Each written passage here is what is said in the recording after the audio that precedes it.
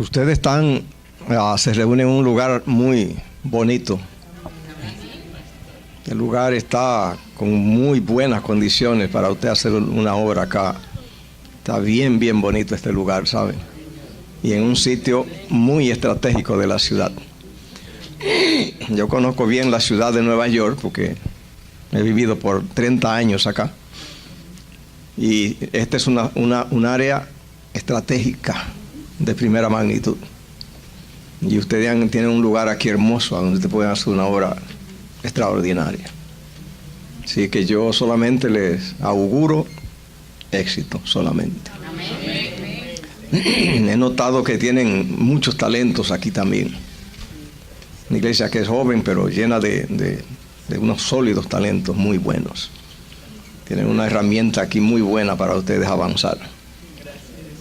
Así que solamente pónganse en la mano de Dios, porque las condiciones para ustedes hacer grandes cosas están dadas. Yo conozco algunas caras acá, otras son nuevas. Así que después que yo pasé 29 años trabajando en el pastorado acá, llegué el momento y me retiré, me fui lejos. Estamos radicados en Houston, Texas, pero vine aquí por asuntos de odontología. Mi odontólogo está acá y siempre vengo. Pero tenía Nueva York como un capítulo ya del pasado que quedó en el récord. Pero cuando he llegado aquí descubrí algo que no sabía. Y es que la gente me quiere, recuerda mi trabajo. Y encontré que tengo acá pues gente que tenía en mi corazón, pero que no sabía que compartíamos de esa manera. Y ha sido maravilloso, extraordinario. Y veo que no es del pasado Nueva York. Y hay todavía mucho para compartir. La gente está muy contenta, feliz. Y les tenemos en nuestro corazón. Hice un descubrimiento. Descubrí que la gente amaba y me amaba más que lo que yo había observado. Y eso ha sido en un sentido, una sorpresa, porque siempre en el círculo pastoral se dice que, escuche esto, eso se dice en el círculo pastoral, eso es parte de la jerga pastoral, de que el trabajo pastoral es una profesión solitaria. El pastor es un hombre solitario, así se dice. Y somos así. Del pastor todo el mundo solo espera. Y no saben muchas veces que es un ser humano de carne y hueso como todos.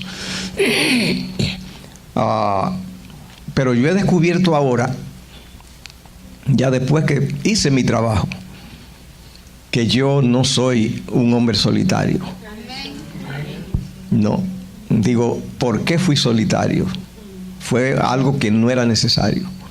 ¿Por qué no? Porque de la manera que la gente me quiere, vi que eso de solitario es una cosa que nosotros mismos hacemos.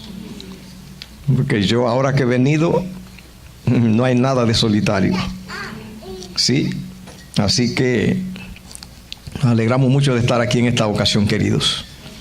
Vamos a compartir un tema muy importante. Me alegro mucho de que estés aquí, Raquelina, mucho de que estés acá. Sí. El tema que tenemos en esta ocasión, queridos, el título es Los 4 perdones que implican la salvación. ¿Cómo dije? Wow, pero ustedes están despiertos. Eso me emociona. Qué despiertos están. Los 4 perdones que implican la salvación. ¿Saben, queridos? Se dice en el campo, sobre todo de la medicina, que cuando un médico tiene delante un paciente que su estado de salud está muy mal, o puede no estar tan mal, el médico dice que cuando él puede hacer un estudio, chequearlo, investigar para él poder hacer un diagnóstico, para poder él visualizar el problema, aislarlo, saber cuál es. En medicina y en todos los casos de la vida. En economía, en política, en sociología, en todo. Cuando usted tiene un problema, pero usted no lo sabe, usted tiene dos problemas. El problema y no saberlo. Pero cuando usted lo descubre y lo aísla, usted ya resolvió la mitad del problema, un 50% sin haber hecho nada. Así que un médico, cuando él ve un paciente y ya le hizo un diagnóstico y sabe exactamente qué tiene, sin haberle dado aspirina ni nada, ya resolvió la mitad, porque ya lo aisló, ya sabe lo que es. Y así pasa con todo problema. La salvación es una tarea que nos compete en mucho. Y en esta ocasión nosotros tenemos resuelto ya la mitad. Porque ya sabemos que implica 4 perdones. Así que ya tenemos la mitad resuelto. Ahora vamos a resolver el resto. Yo quiero que leamos en primera carta de Pedro, capítulo 1, versículo 18. Y dice de la siguiente manera.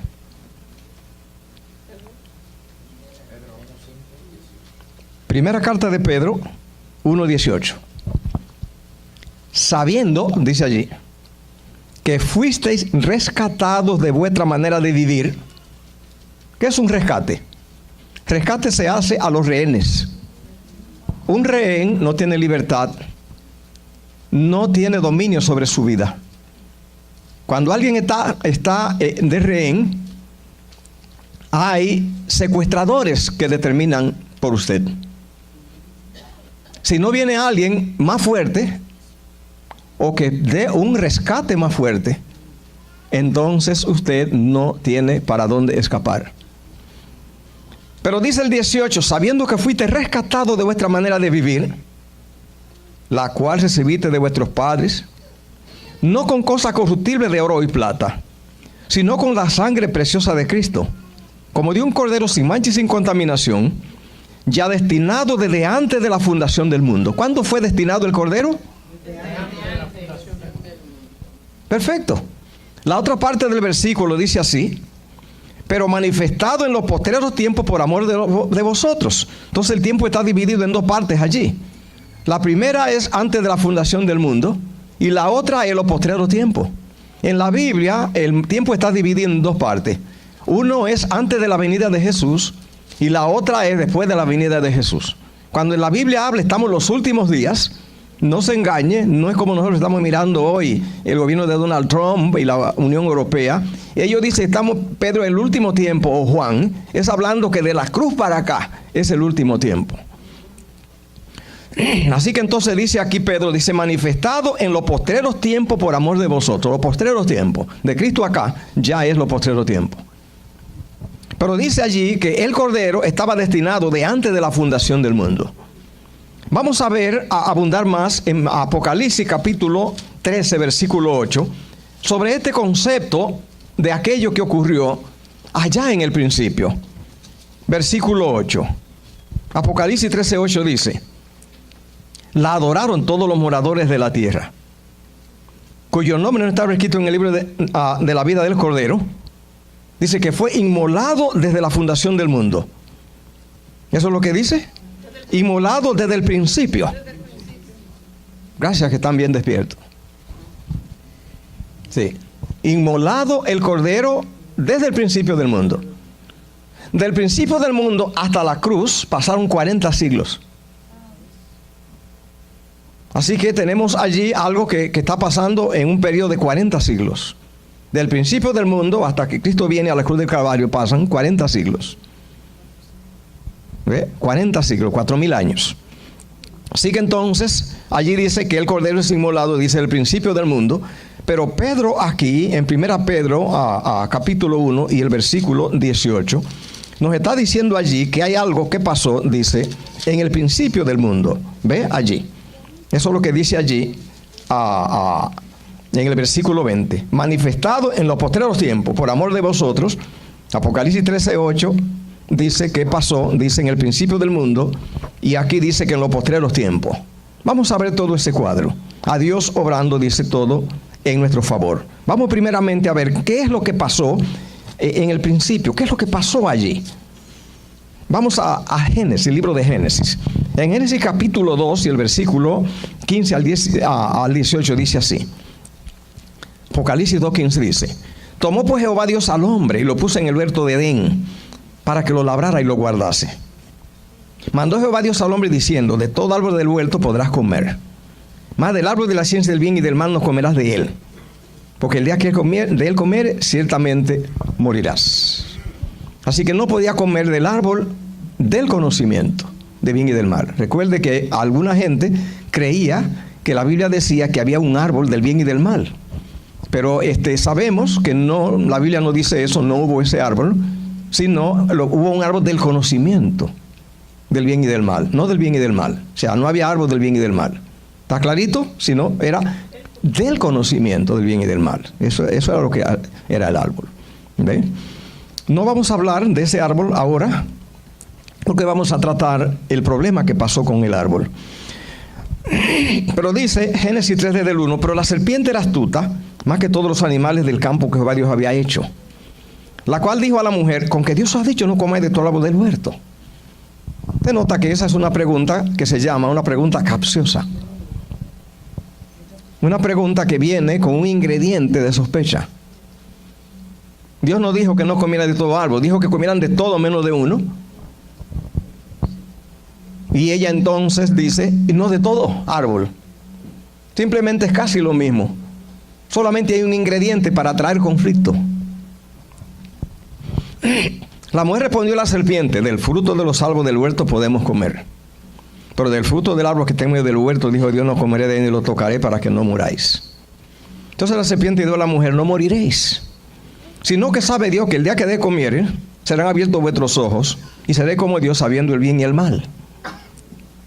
Vio la mujer que el árbol era bueno para comer, agradable a los ojos, y árbol codiciable para alcanzar la sabiduría, y tomó de su fruto, y comió, y dio también a su marido, el cual comió así como ella. Note usted que el versículo 6 dice que la mujer vio que el árbol era bueno para comer y agradable a los ojos, árbol codiciable para alcanzar la sabiduría.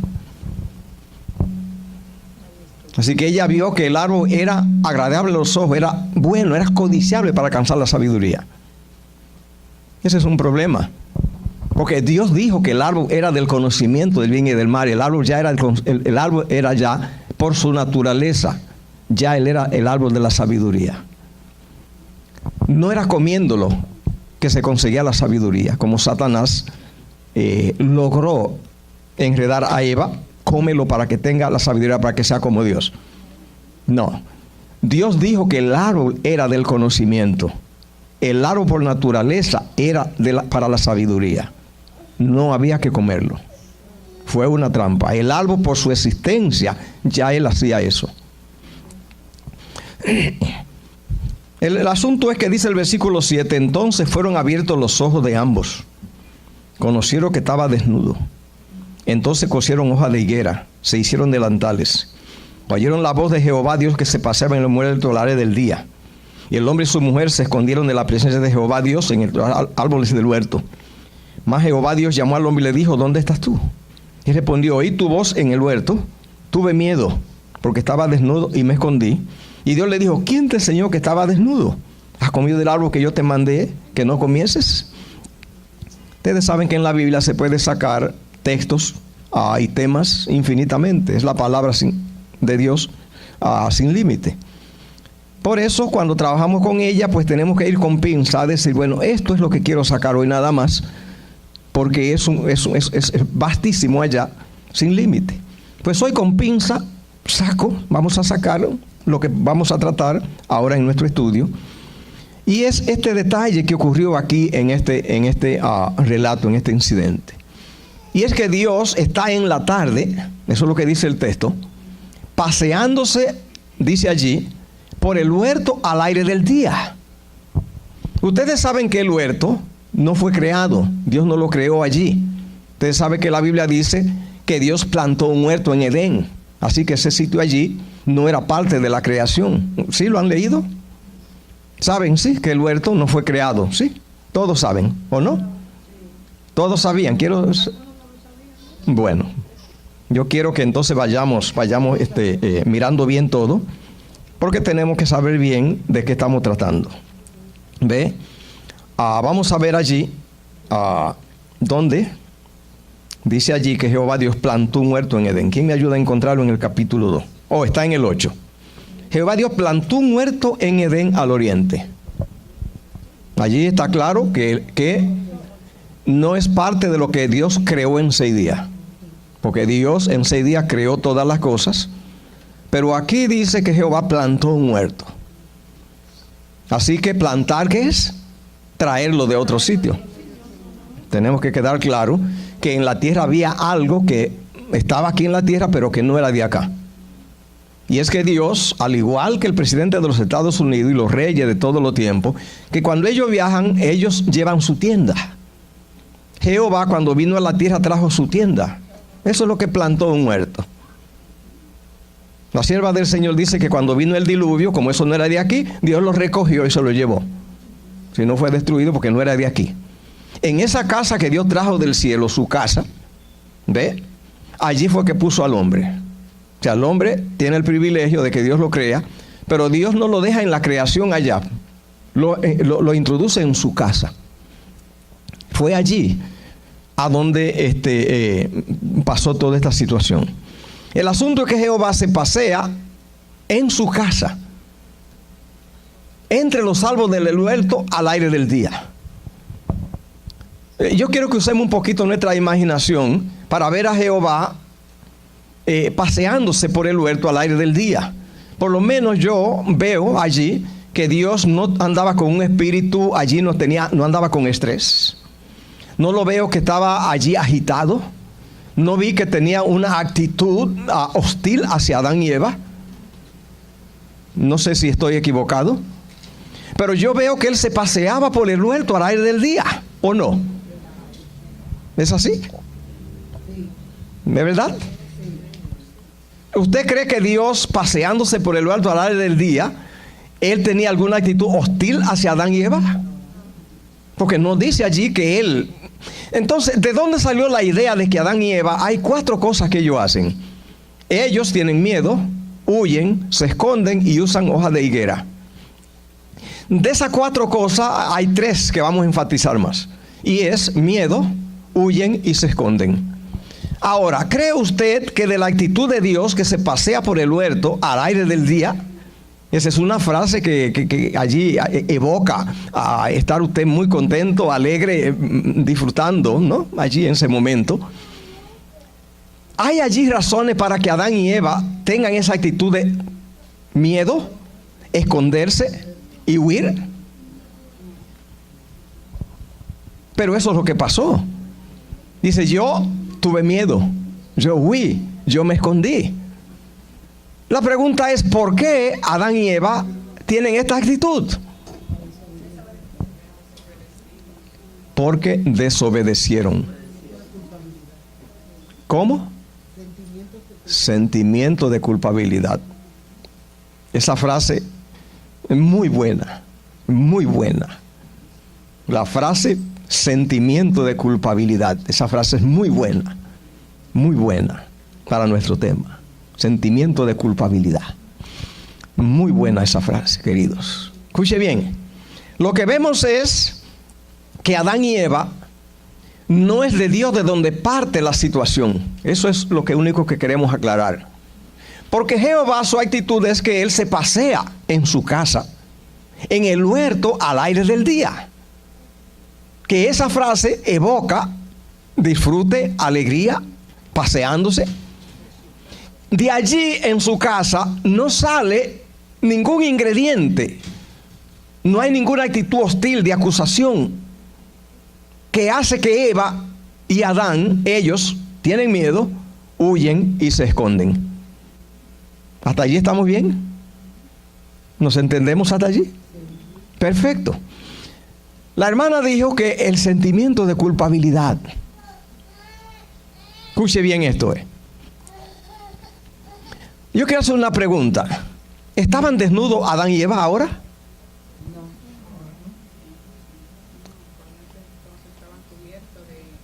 Y luego. ¿Perdón?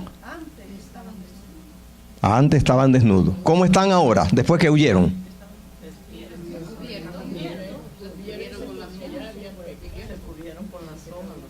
Antes estaban desnudos y ahora están cubiertos con hojas. ¿Todos están de acuerdo con eso? Yo creo que Yeuri no. ¿Tú estás de acuerdo?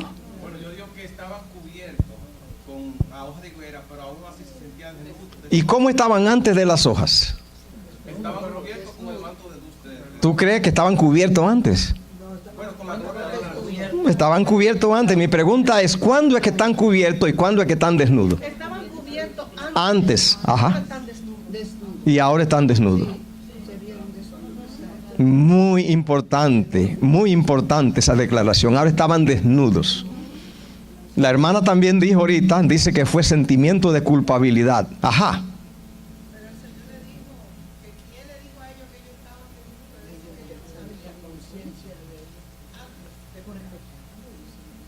¿Cómo es? ¿Cómo es?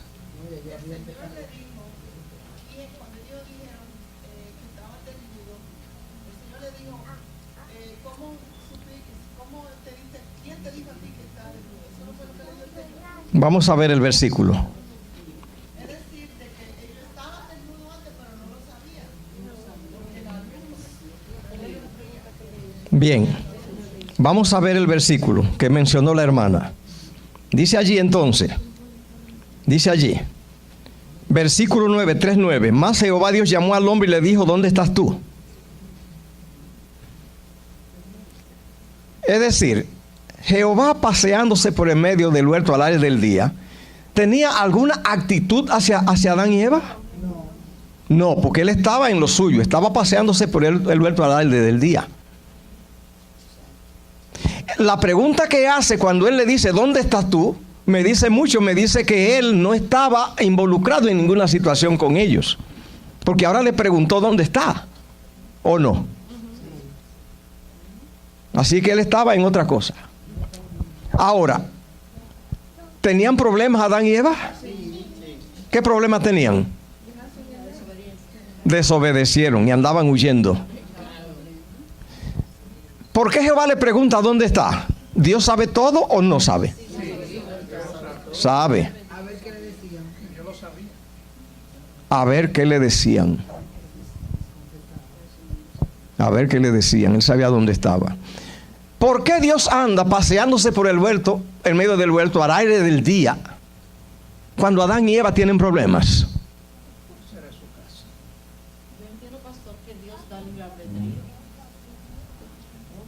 El otro día mataron un muchacho, ustedes han oído mucho de eso, y quieren inculpar al bodeguero porque dicen que cuando hay problemas usted debe ir para resolver. Pero Dios aquí estaba paseándose por el huerto al aire del día cuando Adán y Eva tienen problemas. ¿O no? ¿Por qué usted cree que Jehová hacía eso cuando ellos andan con problemas? Lo estaba probando. ¿Dios no se preocupa cuando tenemos problemas? ¿Pasea?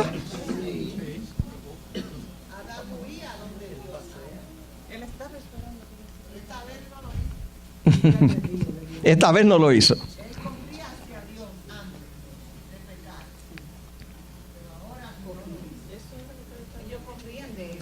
Vamos a ver esto. ¿Por qué estamos tratando este tema? Tenemos que tratar este tema porque nosotros allí fue a donde empezó todo. Todo el problema que hay en el mundo fue allí.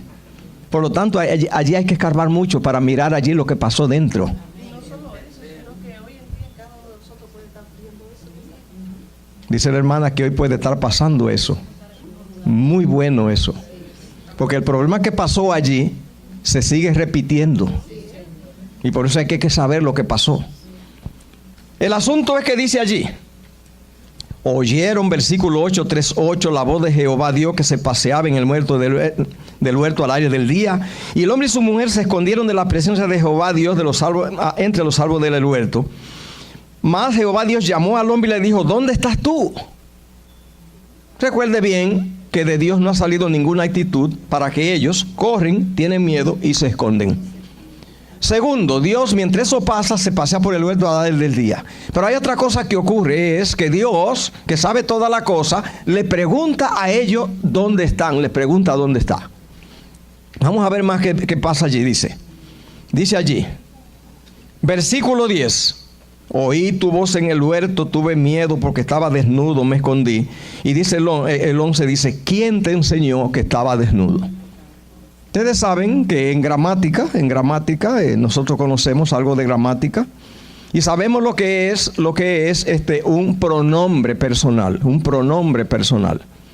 Si yo pregunto ¿qué? Yo no estoy tratando a un pronombre personal, estoy hablando de cosas. Si pregunto ¿quién? Sí. ¿Quién? Si digo ¿quién? Eso es persona. Dios no dijo ¿qué te pasó? ¿O cómo supiste que estabas desnudo? Pero pensó en una persona porque le dijo ¿quién? En otras palabras, según Dios, nos avisa que hay otro individuo que está involucrado en la situación. Hay alguien que anda por allí. Ahora la pregunta me dice mucho. Me dice que cuando Adán y Eva dicen que están desnudos, entonces Dios se preocupa porque ellos lo supieron. ¿Sí o no? Es decir, ya vimos que por el sentimiento de culpabilidad y porque ellos pecaron, ellos estaban desnudos. Pero Dios está actuando como si eso no ocurrió. Dios está actuando como si le preocupa que ellos han llegado a saber eso. Y hay que poner asunto cuando Dios habla y Dios le está preguntando, ¿quién te enseñó que estaba desnudo? En otras palabras, mis queridos amigos, Dios no le ha dicho que están desnudos. Dios ni ha hecho nada para que corran. Dios no ha hecho nada para que tengan miedo. Dios no ha hecho nada para que ellos se escondan. Y Dios tampoco cree que están desnudos, ni tiene planes que estén desnudos. Y ellos han pecado. ¿Sí, mis queridos? ¿Por qué no? Porque dice, bueno, pecaron y están desnudos, tienen sentimiento de culpabilidad. Pero la pregunta es, ¿quién te enseñó sentimiento de culpabilidad? No sé si me hago entender, queridos. La hermana dijo ahorita, ellos al pecar tienen sentimiento de culpabilidad. Cuando la persona peca, ¿tiene sentimiento de culpabilidad? ¿Quién te enseñó a tener sentimiento de culpabilidad? No. Ese ¿quién te enseñó que estaba desnudo? ¿Quién es? Satanás. El enemigo te muestra la desobediencia y tú reconoces que has desobedecido a Dios porque tú has pecado. Y el enemigo te llevó a pecar, te tentó, caíste, entonces tú reconoces que tú le has fallado. Pero yo quiero que veamos más, porque ese asunto de que ellos están desnudos y Dios preocupado porque ellos han sabido eso, es más que simplemente un tipo de arrepentimiento. Satanás lo que está haciendo ahí es cargándolo con la culpabilidad para que ellos se hundan y se destruyan. Y Dios quería que eso no pasara. ¿Quién te enseñó? La pregunta de Dios allí, ¿quién te enseñó que estaba desnudo? Implica una gran preocupación. Un ingrediente extraño ha entrado aquí en el plan y nos ha dañado la situación. No era que Dios no lo sabía. Dios lo sabía. ¿Quién era? Que lo había engañado. Pero hay algo más que ocurrió acá. Queridos, la pregunta de Dios diciendo ¿quién te enseñó que estaba desnudo? Implica que Dios quería que esa caída de Adán ocurriera sin resultados negativos. Que ese individuo que se infiltró a dar esa información es el causante de los efectos del pecado. ¿Sí me siguen? No el pecado en sí mismo. Porque Dios hizo provisión para resolver el pecado. Por lo tanto, el no creer en la provisión que Dios hizo es la que causa miedo, esconderse y huir. Déjame ver si puedo repetir eso. Dios quería que el pecado, la caída, ocurriera sin esos resultados de desastre que han causado. Porque cuando el hombre dice que está desnudo, Dios le pregunta con preocupación ¿quién te enseñó eso? Haciendo entender que esa información le ha dañado el plan. Al plan. El sentirse muy culpable hasta el punto de usted por causa del pecado y de la culpa destruirse, no es de Dios. Porque, ¿qué estamos leyendo nosotros? Vamos otra vez a 1 Pedro para que entendamos qué es lo que está pasando allí en 1 Pedro capítulo 1 versículo 18. Allí dice lo siguiente, 1 Pedro 1, 18. Mire cómo dice allí. sabiendo que fuiste rescatados de vuestra manera de vivir, la cual recibiste de vuestro Padre, no con cosas corruptibles como oro y plata, sino con la sangre preciosa de Cristo, como de un cordero sin mancha y sin contaminación, destinado desde antes de la fundación del mundo. Allí lo que pasó es que Dios previó el pecado, hizo preparativo para ello. Lo mismo que ocurre, por ejemplo, si yo tengo mucho dinero, muchos millones, tengo un hijo que anda alocado por allí, cogió prestado una cantidad de dinero, y yo me informaron y comienzo yo a hacer un fondo grande, extraordinario, para que cuando estalle esa situación de su bancarrota, yo responder con una cantidad de dinero y pagar a todo el mundo y evitar ese problema en la familia. Cuando Dios vio que Adán iban a pecar, tenía dos opciones: o decir, echamos para atrás este plan, o hacemos al hombre y pagamos el precio, porque lo que el hombre implica es tan elevado que vamos a correr el riesgo y a pagar el precio, porque los resultados van a ser rentables. Yo quisiera ver si me hago entender. Usted es tan importante que Dios previó la caída y la perdición. Pero cuando miró y vio lo que se saca de usted por la obra que usted representa, a través de la sangre de Cristo, dice, vamos a crearlo, a correr el riesgo, a subsanar el problema y a seguir hacia adelante, porque la obra del hombre es tan sublime que vamos a pagar el precio, porque lo que vamos a sacar de él es tan glorioso que él lo amerita y vale la pena. Por lo tanto, cuando se habló de que el hombre iba a pecar, inmediatamente Cristo se presentó y dijo, ¿qué hay que hacer? Lo que hay que hacer es que hay que morir por el hombre. Y Cristo dijo, échenme toda la culpa a mí. Yo cargo con toda la carga, creamos el hombre, pagamos el precio, porque lo que sale de este proyecto es tan grande que amerita, y seguimos adelante. Y en la caída haremos que eso no se note y seguimos hacia adelante.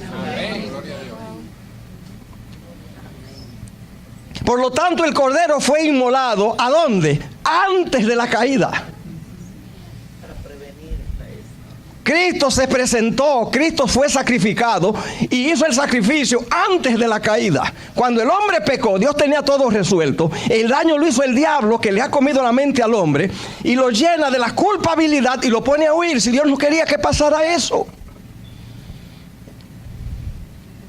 Queridos, recuerde que le dije que desde la creación hasta que Cristo viene a la cruz pasan 40 siglos. Vamos a ver el versículo otra vez para que veamos. Primera Pedro 1:20 dice, destinado desde antes de la fundación del mundo, manifestado en los postreros tiempos por amor de vosotros. Dijimos que el tema son 4 perdones. El primer perdón es que Dios hizo así y sacrificó a Cristo antes que el hombre pecara, para que el pecado no tenga implicaciones, que no ocurra problemas, que no pase nada. Satanás, conociendo el plan, entonces viene ahora y envenena la mente del hombre. No para que el hombre reconozca su pecado y se arrepienta. Eso es lo que Dios proveyó. El plan de Satanás no es que usted conozca su pecado y se arrepienta. El plan de Satanás es que usted llegue a creer con respecto al pecado que no tiene solución, que Dios no tiene solución, no tiene planes de bien para usted. Dios no ha resuelto nada. Usted pecó. El Dios con el cual usted está tratando es un Dios tan hostil que a usted lo único que le toca es ahora por su pecado escoger y hundirse y destruirse. O sea, para cortar la esperanza. El pecado fue pagado antes que ocurriera. Eso es lo que dice Apocalipsis 13:8. Fue inmolado desde el principio del mundo. Pedro dice que fue antes. Y para que quede testimonio de nosotros, porque todo tiene que pasar que nosotros podamos constatarlo, se sacrifica la segunda vez viniendo en carne y yendo a la cruz. Es lo que dice el versículo acá. Porque si pasaba ya, podía argumentarse que en realidad decirte, no, eso no pasó, eso es un cuento de hada. Pues para que quede claro en nosotros, miren lo que pasó, viene y se sacrifica aquí como hombre otra vez en la cruz, en los postreros tiempos. Eso es lo que dice el versículo aquí, vamos a leerlo otra vez. Versículo 20, ya destinado de antes de la fundación del mundo y manifestado en los postreros tiempos por amor de vosotros. Jehová resuelve el asunto del pecado con 2 perdones. El primero es que lo perdonó antes de pecar y el segundo es que lo perdonó en la cruz. ¿Por qué se van a perder millones? ¿Por qué se va a perder tanta gente?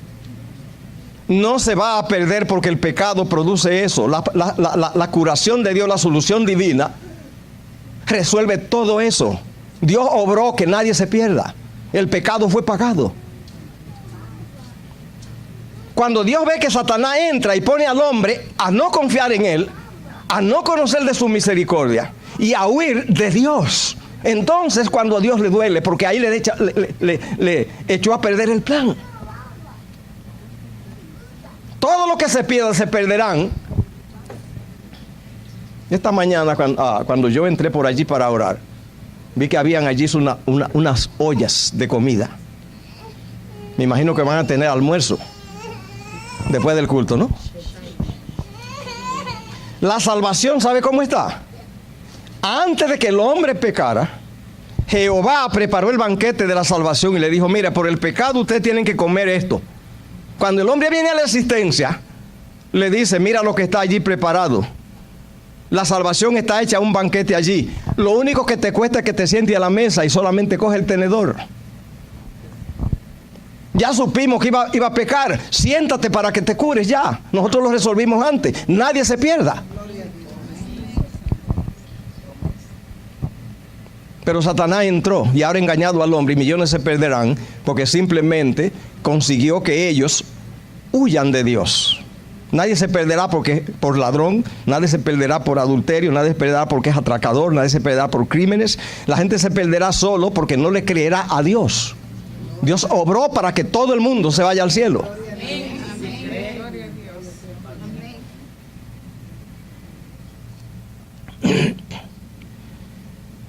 Así que cuando Cristo está en la cruz del Calvario, ¿qué hizo Cristo? Dice: oró por los transgresores, dice Isaías 53. Orando por los transgresores. Es el segundo perdón. Si Satanás alguna vez te convence a ti que tu pecado es muy grande, ten cuidado. Porque la pregunta que Dios va a hacer: ¿y quién te enseñó que tú eres malo? ¿Quién te enseñó que tú te has metido en problemas grandes?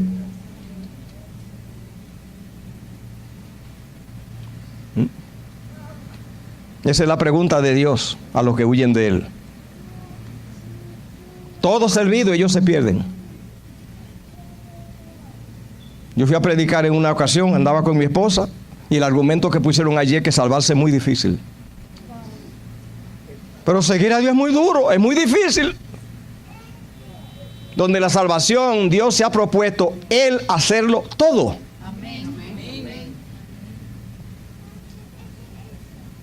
Todo. Salvarse debe ser la tarea más fácil del mundo. Debe ser más fácil que tomarse un vaso de agua, porque mucho trabajo que da usted tomarse un vaso de agua, y para ser salvo usted solamente tiene que creer. Y eso no cuesta trabajo físico ni mental. Mi pregunta que yo te hago, mi querido, es: ¿tú aceptas la oferta de Dios gratuita para salvación?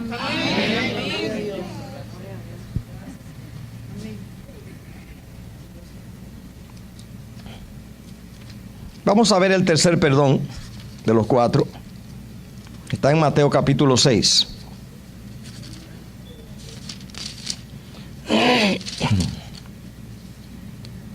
Dice Mateo capítulo 6.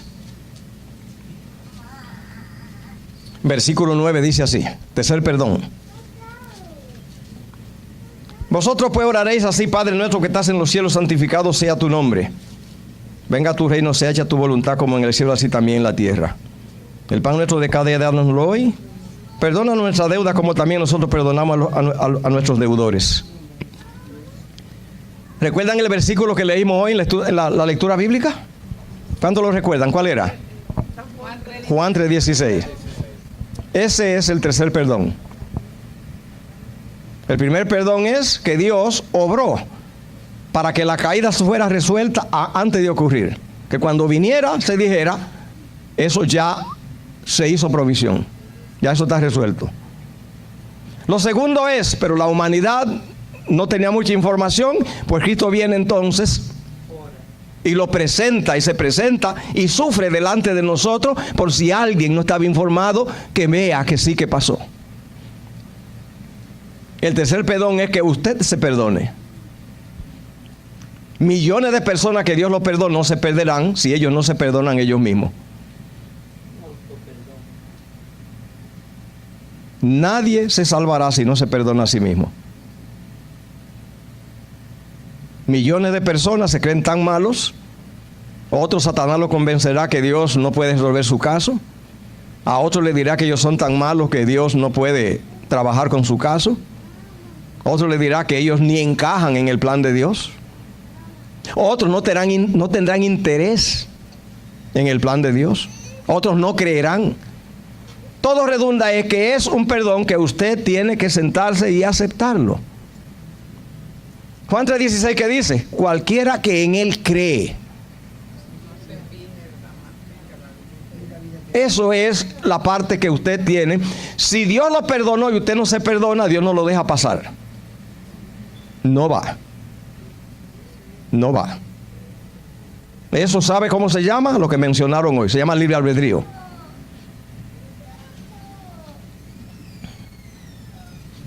Y el cuarto perdón, queridos, el cuarto perdón, dice aquí, lea otra vez el versículo 12, 6:12.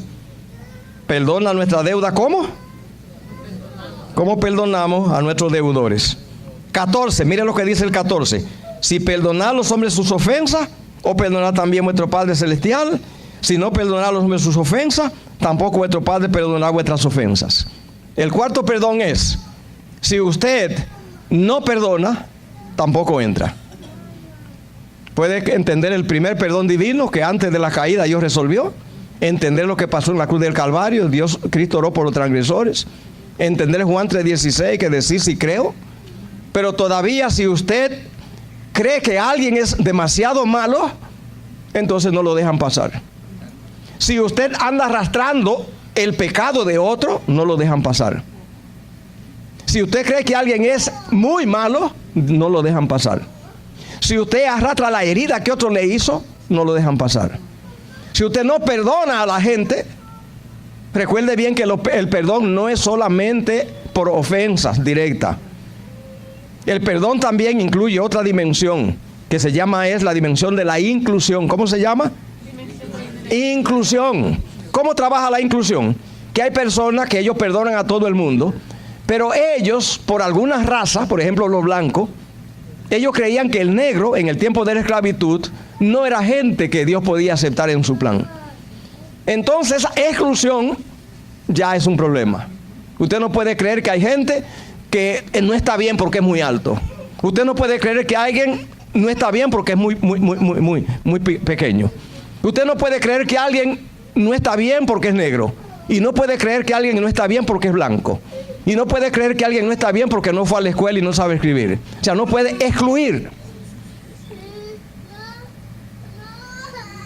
Tiene que amar a todo el mundo igual.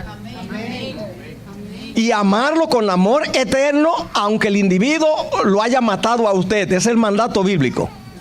Aún a tu enemigo que te mate, tú tienes que amarlo con el amor divino. Si tú tienes razón para no perdonar, entonces Dios dice, no va. Mucha gente está herida porque fueron heridos en la niñez. De hecho, el 70 o 80% de nuestras heridas las recibimos en casa, con alguna cultura que son demasiado tiránicas, insensibles en la crianza con los niños. Y se hiere mucho a los niños con la rudeza y la dureza. Hay culturas que hacen pedazos a los niños, buscando que se porten bien, lo destruyen. ¿Ve? Hay otros lugares donde hay demasiado machismo en las culturas. Y los padres son demasiado violentos y demasiado insensibles con sus hijos. Y están demasiado ocupados en el trabajo y lo único que les saben presentar a sus hijos es que le cojan miedo, el terror, porque ellos, con la idea de que los hijos tienen que respetar, lo que siembran es el terror. Y en esa cultura hay mucha gente herida, dañada por la insensibilidad de los padres. Sin embargo, hay que perdonar todo. Usted tiene que saber que el pecado ha venido, ha engañado a mucha gente, no sabemos bien cómo es todo y cometemos errores, y en Cristo usted tiene que perdonar todo.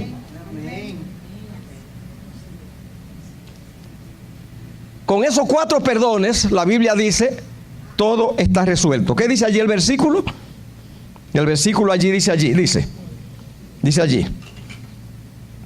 14 y 15, porque si perdonar a los hombres sus ofensas, os perdonará también vuestro Padre que está en los cielos. Mas si no perdonáis a los hombres sus ofensas, tampoco vuestro Padre os perdonará vuestras ofensas. Y eso está clarito y definido allí. Tiene que perdonar a los que os persiguen y a los que os maldicen, y bendecirlo y orar por ellos, dice la Biblia. ¿Por qué?